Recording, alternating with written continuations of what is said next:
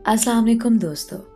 अलीज़ा कमल ने अब तक आपको बहुत सी मोहब्बत भरी कहानियाँ सुनाई, जिसमें दो प्यार करने वाले एक दूसरे को बेइंतहा मोहब्बत करते।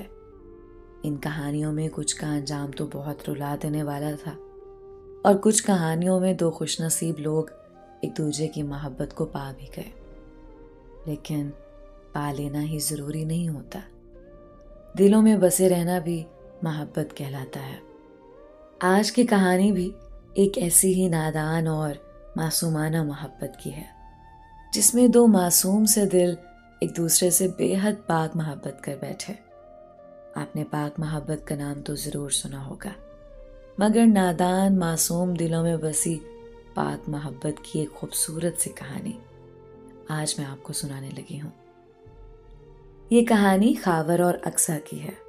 खावर बताते हैं कि मैं एक शहर में रहने वाला लड़का था और अक्सर अपनी छुट्टियां गुजारने अपनी फूफो के पास गांव जाता। जब मैं मैट्रिक के इम्तिहानात से फारिग हुआ तो छुट्टियां गुजारने गांव गया। मेरी फूफो के घर ही मेरी कज़न और उसकी बेटी रहती थी। उसकी बेटी का नाम अक्सा था। मेरी फूफो अक्सा की नानी अम्मा लगती थी रिश्ते में। मैं जब वहां गया तो मैंने अक्सा को देखा, जो मुझसे तकरीबन 4 साल छोटी थी। वो इंतहाई भोली सी सूरत वाली खूबसूरत और नफीस लड़की थी। उसकी मुस्कुराहट बहुत हसीन थी। अक्सर मेरा हर काम करती थी, मुझे खाना देती, पानी पिलाती, कभी कभी कपड़े धोकर देती, मेरे कपड़े इस्त्री करके देती। जब भी खाना लगता वो आकर मुझे खाना पेश करती। अब हम शहर के लड़कों को तो इस खिदमत की आदत नहीं थी, क्योंकि मेरे सारे काम तो मेरी अम्मी करती थी और ना मैंने पहले शहर में कभी किसी लड़की को ऐसे काम करता देखा था।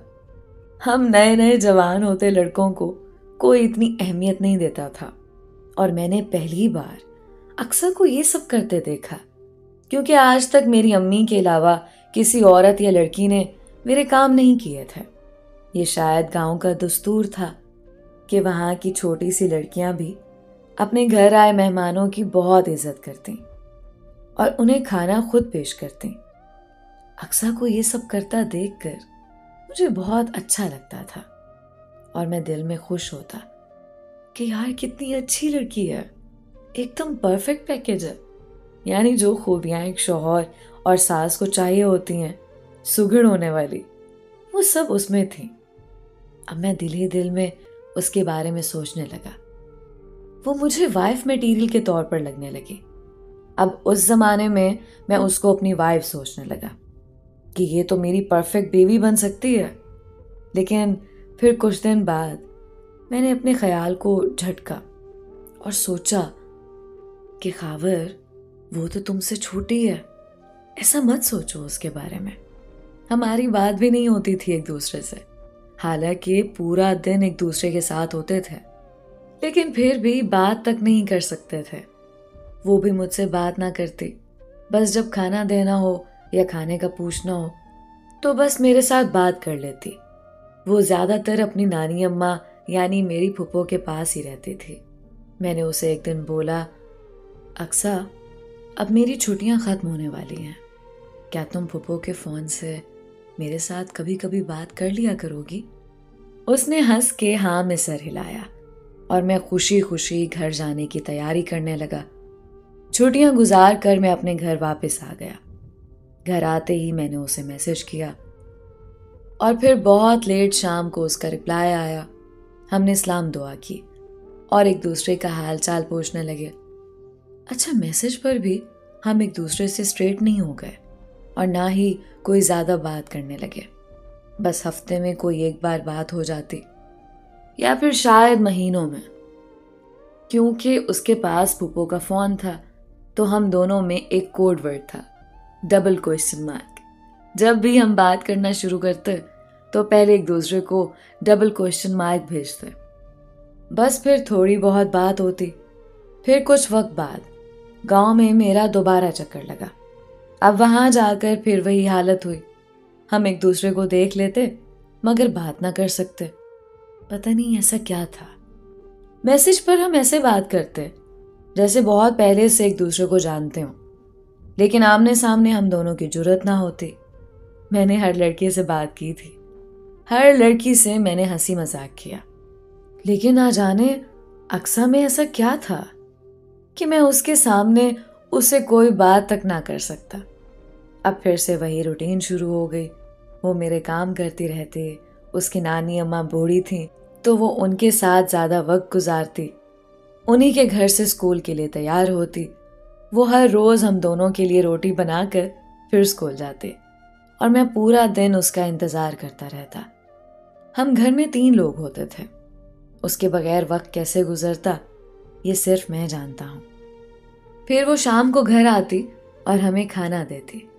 एक बहुत खूबसूरत वक्त गुजरा है वो। सर्दियाँ होती थीं और हम तीनों रात को इकट्ठे आग के पास बैठे होते थे। वो गरम गरम रोटी बनाती जाती और हम खाते जाते। वहाँ बैठकर बहुत लुत्फ अंदोज होते।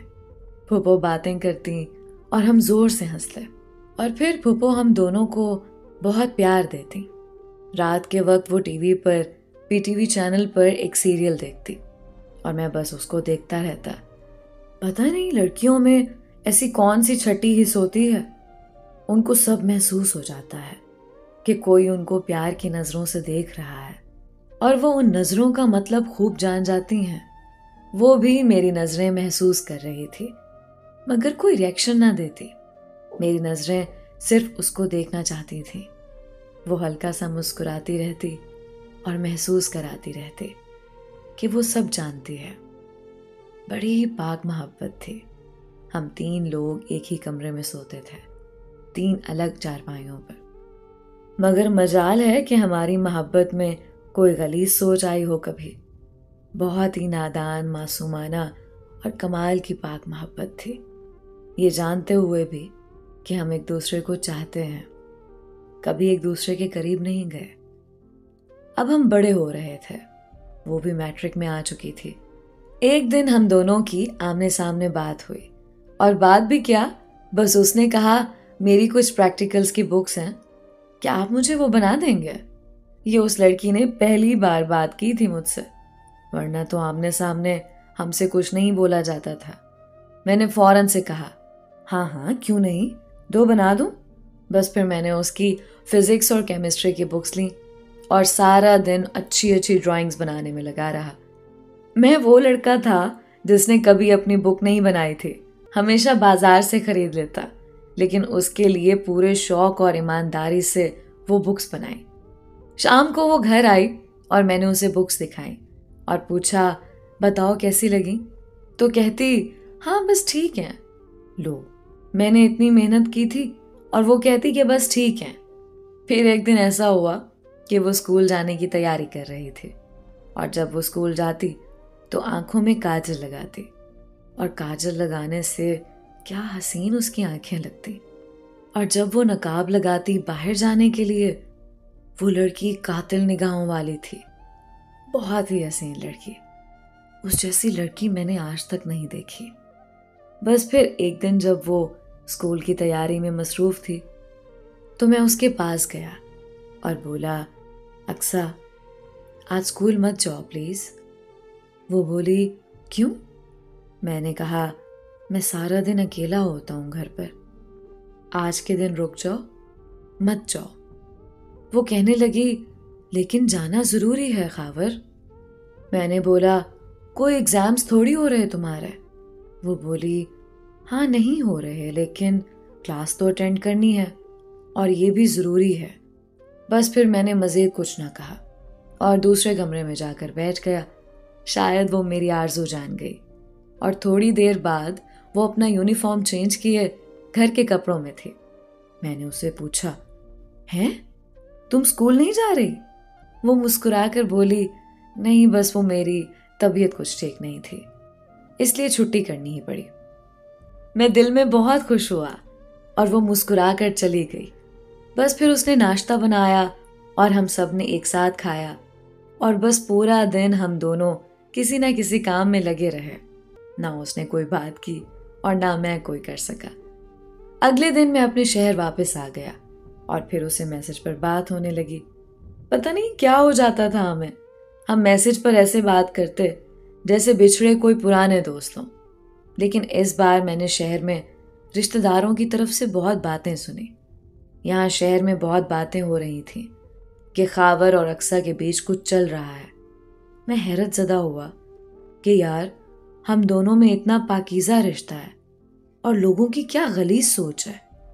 खैर, ये सब देखते हुए मैं नहीं चाहता था कि अक्सा को कोई बदनाम करे, जो इतनी पाक दामन लड़की थी।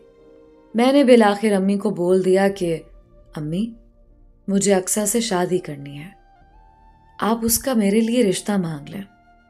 वो हंस पड़ी और कहती, रुको, मैं तुम्हारी फूफो से बात करती हूँ। जब उन्होंने फूफो से बात की तो फूफो बहुत हंसी और बहुत खुश हुई। शायद वो भी हम दोनों को इस नज़र से देखती थी कि खावर और अक्सा शादी कर लें। उन्होंने कहा, अच्छा रुको, मैं अक्सा की माँ से बात करती। बस उन्होंने अपनी बेटी से बात की और फिर मेरी अम्मी ने अक्सा की अम्मी को कॉल की और पूरी बात की कि हम आपकी बेटी का रिश्ता चाहते हैं। अब वो मुझसे 4 साल छोटी थी और शायद वो इतनी छोटी का करना नहीं चाहते थे। उस वक्त मेरी उम्र 19 साल थी। उसके वालिदैन शायद ये सोचने लगे कि अभी मुनासिब वक्त नहीं है, लेकिन हम भी तो सिर्फ रिश्ता ही चाह रहे थे। हम कौन सा फौरन से शादी मांग रहे थे।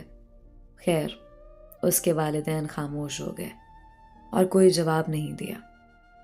फिर दोबारा मेरा गांव जाना हुआ और मेरी किस्मत इतनी अच्छी होती थी कि हर बार वो मुझे वहीं मिलती। वो भी आई हुई होती थी अपनी नानी के पास। फिर एक दिन फुप्पो ने मुझे कहा, अक्सर को उसकी खाला के घर छोड़ आओ। मैं उसको लेकर निकल पड़ा और पूरा रास्ता सोचता रहा कि यार, इसे कैसे बात करूं और बताऊं कि मैंने तुम्हारा रिश्ता मांगा है। और फिर फाइनली उसकी खाला का घर आया और मैंने घर के करीब बोल ही दिया, अक्सा, क्या तुम जानती हो, हमने तुम्हारा रिश्ता मांगा है तुम्हारे वालिदैन से। वो बोली, अच्छा, मुझे तो नहीं पता था। मुझे तो इतना पता है कि मेरे बड़े भाई और आपकी छोटी बहन का रिश्ता मांगा गया था। उसका भाई और मेरी बहन की बात चल रही थी। फिर मैंने उसे कहा, नहीं यार, मैंने भी तुम्हारे लिए बोला है और ऑफिशियली मांगा है रिश्ता।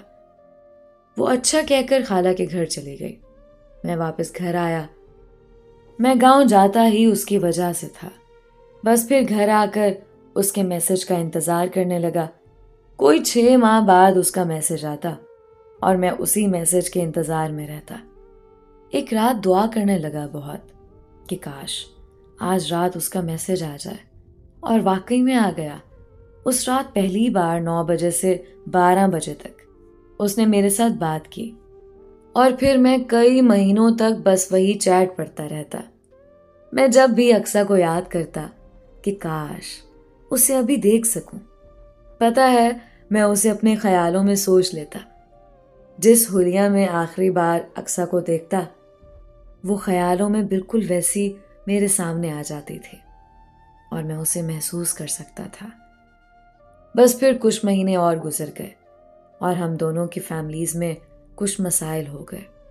बड़ों में अनबन हुई तो मेरे वालिद साहब ने मना कर दिया कि ना ही बेटी देंगे और ना ही लेंगे। ये सुनकर मैं बहुत परेशान हो गया कि ये क्या बात हुई। मैं और अक्सा जो इतना चाहते एक दूसरे को, उसका क्या बनेगा। ये बात करने के लिए मैंने उससे बात की। मैं चाहता था कि अक्सा से अकेले में बात करूं कि अगर घर वाले हमारा नहीं सोचते तो इस सूरत में हमें क्या करना होगा। ये बात करने के लिए मैंने अक्सा से बात की। मैंने कहा, अक्सा, मैंने बहुत ज़रूरी बात करनी है तुम्हारे साथ और मैं तुमसे मिलने आ रहा हूँ। मुहर्रम की 2 छुट्टियाँ आ गईं। मैंने फ़ौरन से तैयारी की और दोस्त के साथ निकल पड़ा। रास्ते में मैंने रोज़ा खोला जो कि मुहर्रम का रोज़ा था और हम दोनों के लिए बहुत दुआएं की। बस वहाँ पहुँचा तो आगे देखा कि अक्सा मौजूद नहीं है। मैंने फूफो से पूछा, आप अकेली हैं? अक्सा किधर है? वो कहने लगी, वो तो नहीं आई। मैं उसका इंतज़ार करने लगा। पूरे 2 दिन इंतज़ार करता रहा, नहीं आई। मैं बहुत परेशान हुआ और फिर वापस घर आ गया। घर आकर उसके मैसेज का इंतज़ार किया। उसके मैसेज आने पर मैंने पूछा, अक्सा तुम क्यों नहीं आई? मैंने तुम्हारा इतना इंतज़ार किया।